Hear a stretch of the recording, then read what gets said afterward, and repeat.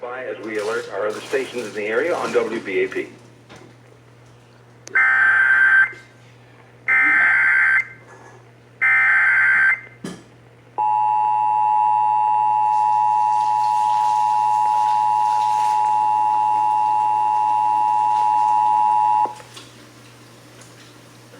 We interrupt programming at the request of the National Weather Service to activate the North Texas Emergency Alert System.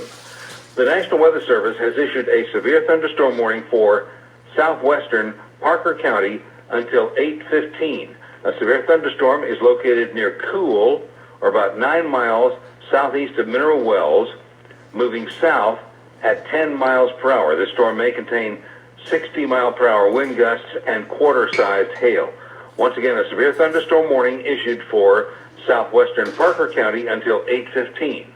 All North Texas stations affected by this alert are requested to relay the preceding message.